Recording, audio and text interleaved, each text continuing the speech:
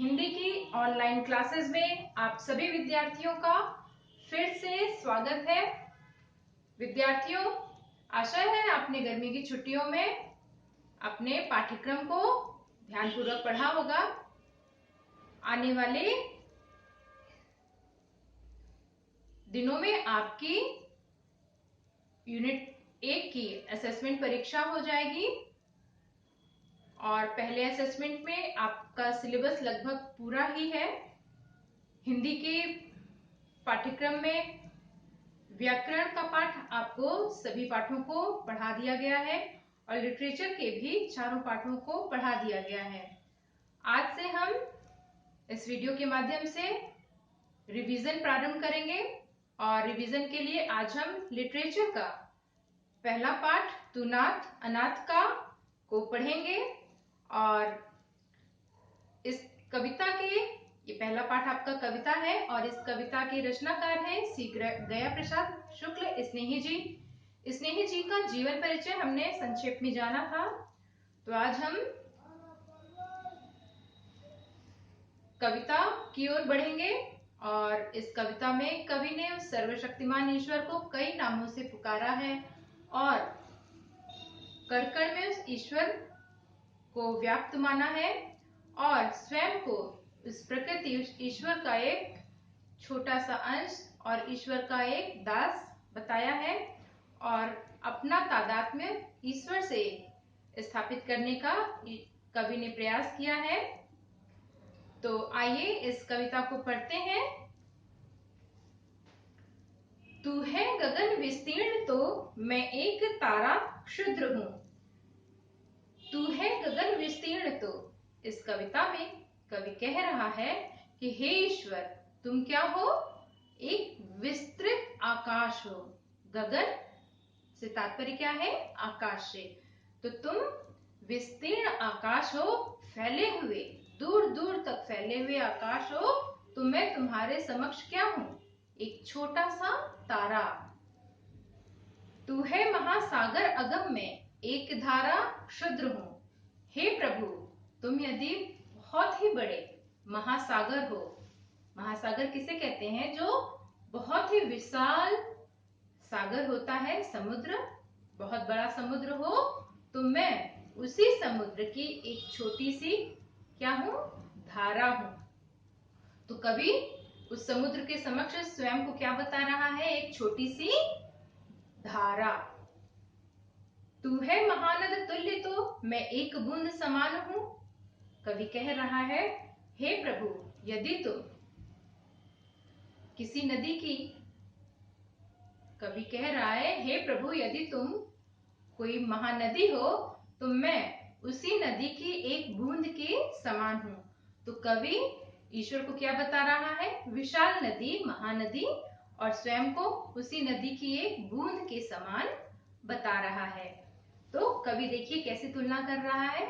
स्वयं को ईश्वर के समक्ष कुछ भी नहीं बता रहा है कि मैं यही बताना चाह रहा है कि मैं तुम्हारे समक्ष कुछ भी नहीं हूं, मेरा तुम्हारे सामने कोई भी अस्तित्व नहीं है। तुम ही सर्वशक्तिमान हो और सभी संसार की सभी गतिविधियों को चलाने वाले कौन हो? तुम ही हो। तू है मनोहर गीत तो मैं एक उसकी तान हूं। हे प्रभु, तुम यदि इस प्रकृति के कण कण में विद्यमान एक मनोहर गीत हो, संगीत हो, तो मैं उसी गीत की एक छोटी सी तान हूं। तू है सुखद ऋतुराज तो मैं एक छोटा फूल हूं। हे प्रभु, यदि तुम ऋतुओं के राजा हो। कवि क्या कह रहा है? यदि तुम ऋतुओं के राजा अर्थात शरद ऋतु, वर्षा ऋतु, ग्रीष्म ऋतु, ये जितनी भी ऋतुएं हैं, उन ऋतुओं का राजा कौन होता है? वसंत। तो कवि कह रहा है, हे प्रभु, तुम ऋतुओं के क्या हो? राजा, वसंत हो। तो मैं उसी ऋतु का एक छोटा सा फूल हूं, क्योंकि जब वसंत आता है, फरवरी का महीना जिसमें वसंत ऋतु मनाई जाती है और उस ऋतु में बहुत ही फूल खिलते हैं, तो कवि कह रहा है कि मैं उसी ऋतु का एक छोटा सा फूल हूं। तू है अगर दक्षिण पवन तो मैं कुसुम की धूल हूं। हे प्रभु, यदि तुम दक्षिण की ओर से आने वाली पवन हो दक्षिण की ओर, जैसे आपको पता है, कर्नाटक और उसके आसपास के क्षेत्रों में चंदन के वन हैं, चंदन के पेड़ों के। तो दक्षिण की ओर से जो आने वाली पवन होती है, वायु होती है, उसमें खुशबू होती है किसकी? चंदन की। तो कवि वही कह रहा है कि हे प्रभु, तुम दक्षिण की पवन के समान सुगंधित हो, तो मैं तुम्हारे समक्ष मेरे अंदर कितनी सुगंध है? एक फूल जितनी। एक फूल में जितनी सुगंध होती है, मुझमें बस उतनी ही सुगंध है, और तुम मेरे समक्ष क्या हो? दक्षिण से आने वाली पवन, अर्थात मलय पवन। तू है सरोवर अमल, तो मैं एक उसकी मीन हूं।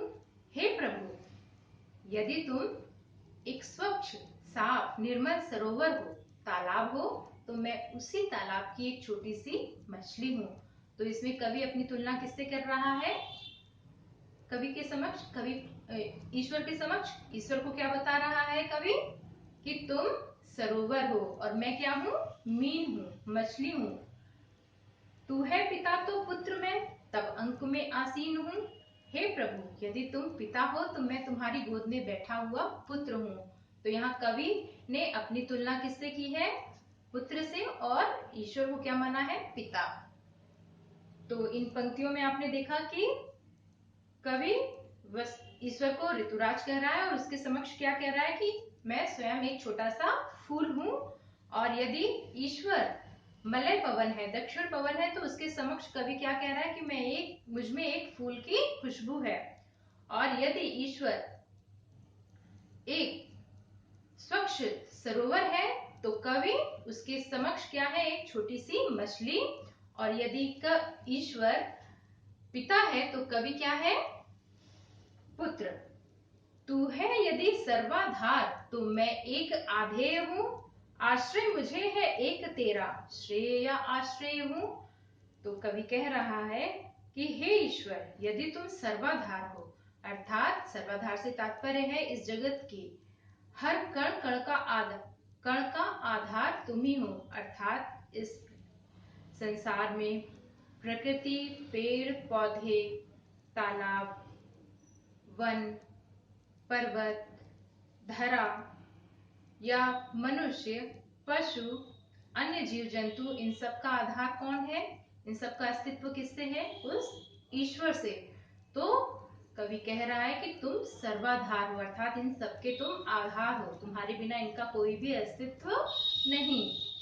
तो मैं उसी आधार पर, अर्थात मैं तुम्हारे से ही उस आधार पर रखी हुई एक क्या हूं? वस्तु हूं। आश्रय मुझे है एक तेरा, श्रेय या आश्रय हूं। तो कवि कह रहा है, हे प्रभु, मुझे तुम्हारा ही एक सहारा है, तुम ही मेरे एकमात्र सहारा हूं। मैं और किसका सहारा लूं? तू है अगर सर्वेश, तो मैं एक तेरा दास हूं। कवि कह रहा है, यदि तुम सर्वेश हो, सर्वेश कहते हैं राजा को, तो यदि तुम सर्वेश हो, तो मैं उसी सर्वेश, उसी राजा का एक दास हूं, एक सेवक हूं। तो कवि इसमें ईश्वर की तुलना किससे कर रहा है? सर्वेश से। और स्वयं की तुलना किससे कर रहा है? दास से। तुझको नहीं मैं भूल सकता, दूर हूं या पास हूं। तो कवि कह रहा है, हे प्रभु, मैं तुम्हें नहीं भूल सकता, क्योंकि मेरा अस्तित्व तो तुम्ही से है। मैं तुमसे कितना भी दूर चला जाऊं, पर मैं तुमसे, तुम्हारे पास सदैव रहूंगा, तुम मेरे हृदय में निवास करोगे। आगे की पंक्तियां,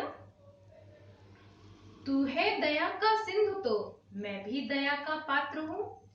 तो इन पंक्तियों में कवि कह रहा है, हे ईश्वर, यदि तुम दया के सागर हो, क्योंकि ईश्वर सभी पर दया करता है, सभी प्राणियों पर, चाहे वो छोटी से छोटी चींटी ही क्यों ना हो, या इस संसार का कोई भी कण हो, तो हर कण कण पर किसकी दया होती है? उस ईश्वर की।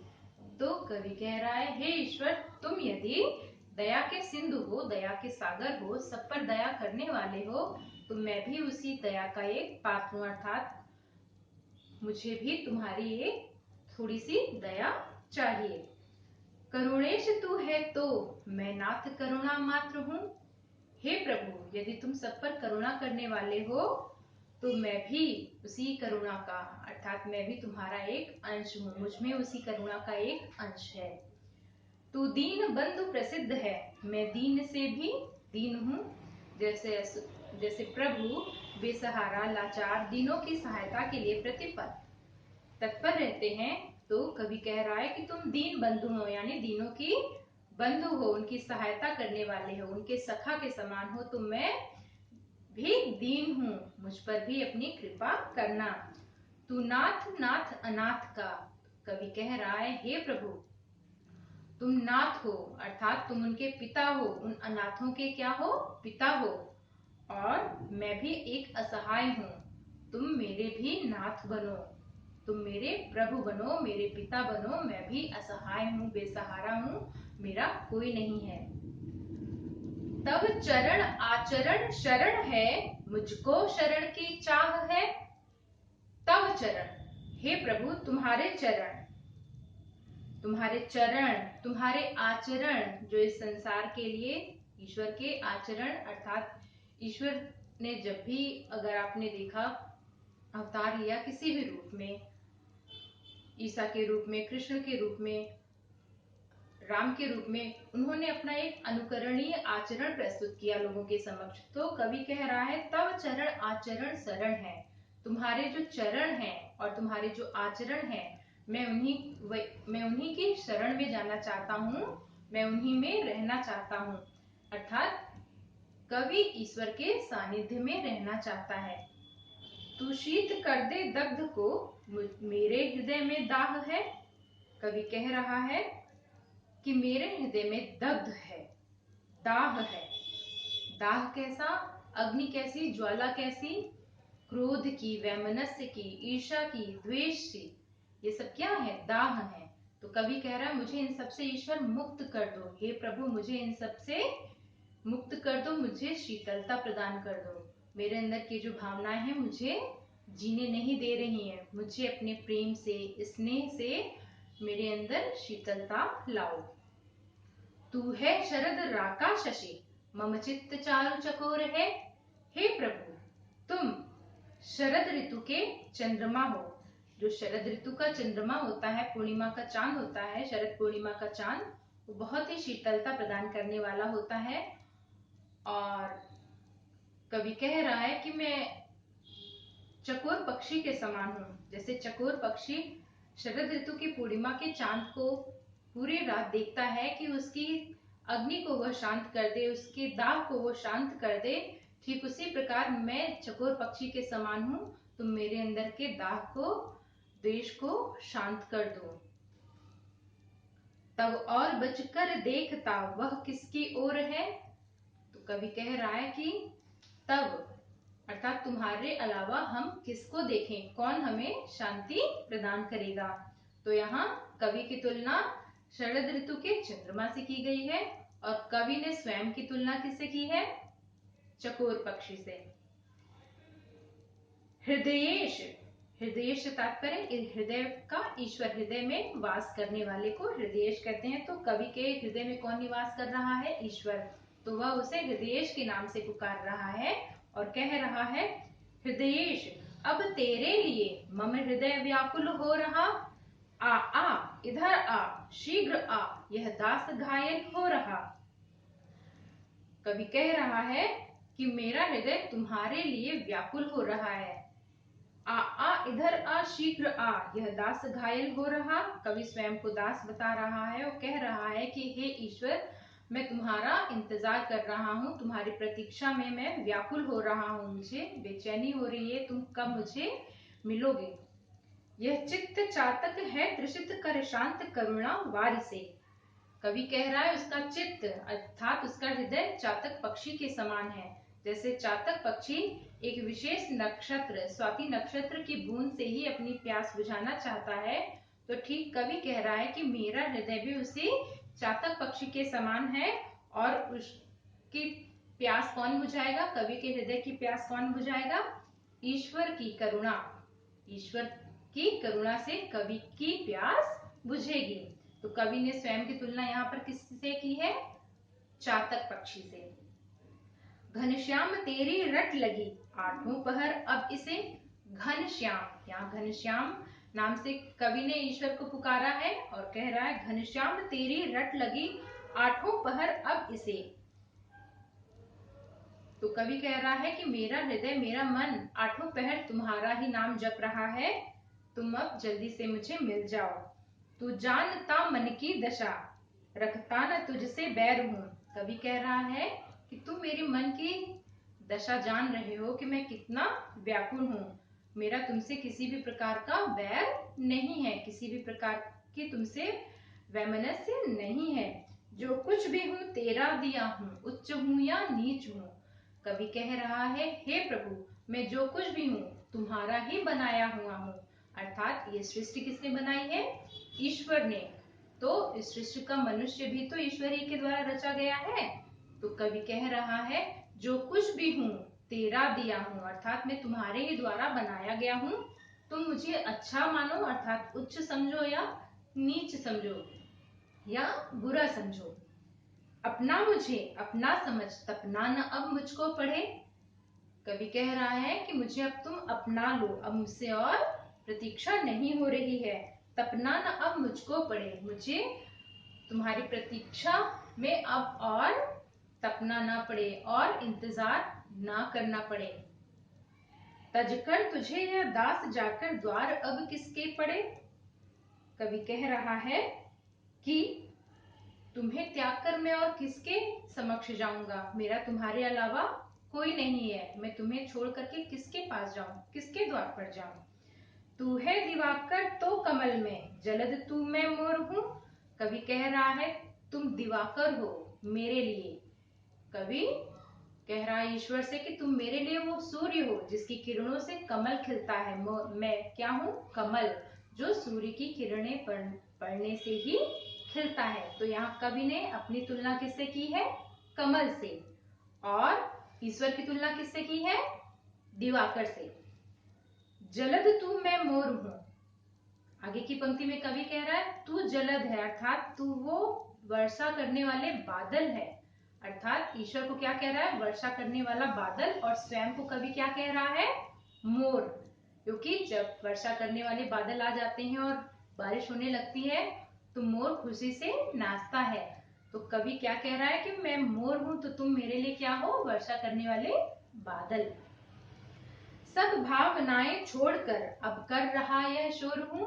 कवि कह रहा है कि हे प्रभु, मैं अच्छी बुरी हर प्रकार की भावनाएं छोड़ करके जोर जोर से आवाज करना चाहता हूँ, शोर करना चाहता हूँ। मुझ में समाजा इस तरह तन प्राण का जो तौर है कि हे प्रभु, तुम मुझ में इस प्रकार से समा जाओ जैसे आत्मा परमात्मा का मिलन होता है। अर्थात ये शरीर क्या है? तुम्हारा ही दिया हुआ है, तो तुम इसी में मिल जाओ। मेरी जो आत्मा है वो तुम्हारा ही अंश है। तो वो कह रहा है कि यह आत्मा उस परमात्मा में मिल जाना चाहती है। और कवि ईश्वर से यही कह रहा है कि तुम मेरे मन से, मेरी आत्मा से मिल जाओ। मुझ में समाजा इस तरह तन प्राण का जो तौर है। तो कवि कह रहा है कि मुझ में आत्मा की तरह से मिल जाओ और मैं शरीर के रूप में हूं। तो आशा है इस पाठ की पंक्तियां आपने अच्छे से समझी होंगी और इस पर किस प्रकार से आपसे प्रश्न पूछे जा सकते हैं को अच्छे से समझ में भी आया होगा। बहुविकल्पीय प्रश्न आएंगे और इन प्रश्नों के आपको 4 ऑप्शन दिए जाएंगे और उन्हीं चारों में से आपको किसी एक विकल्प को चुनना होगा। तो रिवीजन के आप सभी वीडियोस बहुत ध्यान से देखिएगा और जिस प्रकार से ऑनलाइन मॉक टेस्ट होते हैं ठीक उसी प्रकार से आपके सभी टेस्ट होंगे। तो आशा है आप ध्यानपूर्वक पढ़ेंगे। वीडियो देखने के लिए आप सभी छात्रों का बहुत बहुत धन्यवाद।